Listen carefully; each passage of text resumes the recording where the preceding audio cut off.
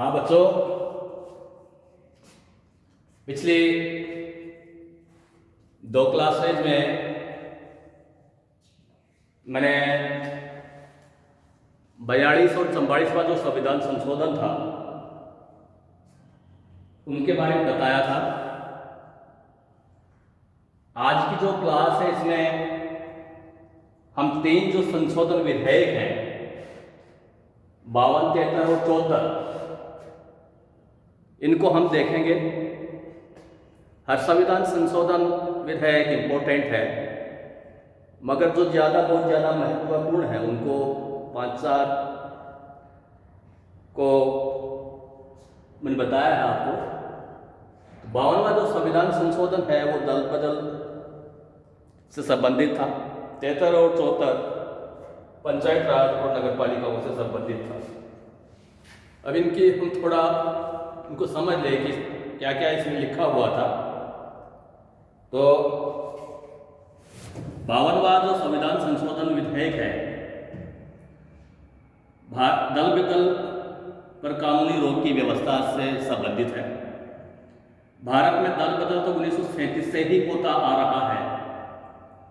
दल बदल का यह नाटक अपनी सारी क्रूरता के साथ 1967 से चल रहा था। अतः विवेकशील व्यक्तियों द्वारा इसी समय से दल बदल पर कानूनी रोक लगाने की आवश्यकता अनुभव की जा रही थी। इस संबंध में 1968, 73 और 79 में संवैधानिक संशोधन के लिए प्रयत्न भी किए गए, लेकिन राजनीतिक दलों विशेषतया शासक दल में आवश्यक रुचि और इच्छा शक्ति का अभाव होने के कारण कुछ भी नहीं किया जा सका। अंततः 8वीं लोकसभा के चुनाव के बाद संसद में दोनों सदनों ने 52वां संविधान संशोधन 1985 सर्वसम्मति से पारित कर दिया गया। इस संशोधन विधेयक की जो इम्पोर्टेंट जो बातें हैं वह निम्न है। पहला, निम्न परिस्थितियों में संसद विधानसभा के सदस्य की सदस्यता समाप्त हो जाएगी। पहला है, यदि वह स्वेच्छा से अपने दल से त्यागपत्र दे दे। दूसरा, यदि वह अपने दल या उसके द्वारा अधिकृत व्यक्ति के बिना अनुमति के सदन में उसके किसी दिशा निर्देश के प्रतिकूल मतदान करे या मतदान में अनुपस्थित रहे। परंतु यदि 15 दिन के अंदर दल उसे इस उल्लंघन के लिए क्षमा कर दें तो उसकी सदस्यता पर कोई प्रभाव नहीं पड़ेगा। तीसरा है, यदि निर्दलीय रूप में निर्वाचित कोई सदस्य किसी राजनीतिक दल में शामिल हो जाए, यदि कोई मनोनीत सदस्य शपथ लेने के 6 माह बाद किसी राजनीतिक दल में शामिल हो जाए। दूसरा है, किसी राजनीतिक दल के विघटन पर सदस्यता समाप्त नहीं होगी यदि मूल दल में के कम से कम 1/3 सांसद और विधायक पार्टी छोड़ देंगे। इस प्रकार विलय की स्थिति में भी दल बदल नहीं माना जाएगा यदि किसी दल के कम से कम 2/3 सदस्य उसकी स्वीकृति दे दें। चौथा, दल बदल पर उठे किसी भी प्रश्न या विवाद पर अंतिम निर्णय सदन के अध्यक्ष का होगा और किसी भी न्यायालय को उसमें हस्तक्षेप करने का अधिकार नहीं होगा। पांचवा, सदन के अध्यक्ष को इस विधेयक को कार्यान्वित करने के लिए नियम बनाने का अधिकार होगा।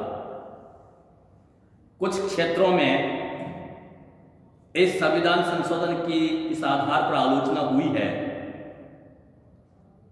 कि इसके माध्यम से व्हिप तंत्र की स्थापना की जा रही है और विधायकों पर दल का अंकुश लगाया जा रहा है।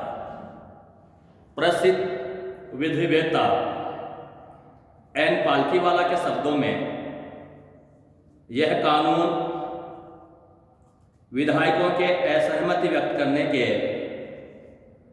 अधिकार का हनन करता है और उन्हें आत्मविहीन तथा अंतःकरण रहित वस्तुओं में बदल देता है। तो बच्चों, ये 52वां संविधान संशोधन काफी इंपॉर्टेंट है, क्योंकि जो छोटे छोटे जो राजनीतिक दल हैं जिनकी संख्या कम होती है या जो क्षेत्रीय दल होते हैं तो उनको बड़े दल आसानी से तोड़ लेते हैं। तो ये आवश्यकता महसूस की जाने लगी है कि साहब ऐसा होना, एक संशोधन होना चाहिए ताकि विधेयकों की जो खरीद फरोख्त है उसके ऊपर अंकुश लगाया जाए। अब जो दो इम्पोर्टेंट जो अमेंडमेंट हैं वो पंचायत राज से संबंधित है। जैसे पंचायत गांवों की सरकार होती है और जो नगर पालिकाएं जो होती है वो शहरों के नगर पालिकाओं, जो छोटे छोटे जो टाउन होते हैं वहाँ नगर पालिकाएं होती हैं। तो अतीत में देखा गया कि लंबे समय तक पंचायत राज्यों के संस्थाओं के चुनाव नहीं हुए, तो मजबूरन संसद ने 73 व संविधान संशोधन 1992 में पारित किया। इस संशोधन द्वारा संविधान में एक नया भाग 9 जोड़ा गया। इस भाग में 16 नए अनुच्छेद और एक नवी अनुसूची 11वीं जोड़ी गई है। इसके द्वारा पंचायतों की शक्तियों, प्राधिकार और उत्तरदायित्व आदि के लिए प्रावधान किए गए हैं। 11वीं अनुसूची में कुल 29 विषयों का उल्लेख है जिन पर पंचायतों को विधि बनाने की शक्ति प्रदान की गई है। 74वां जो संविधान संशोधन है ये भी 1992 में ही पारित किया गया था। इस संशोधन अधिनियम द्वारा संविधान में एक नया भाग 9 और 18 नए अनुच्छेद तथा एक नई अनुसूची 12वीं अनुसूची जोड़ी गई। इस संशोधन अधिनियम के द्वारा नगरों में नगर पालिकाओं के गठन, संरचना, निर्वाचित सदस्यों की अर्हताएं व निर्भरताएं, नगर पालिकाओं की शक्तियों और उत्तरदायित्वों के विपक्ष में उपबंध किए गए हैं।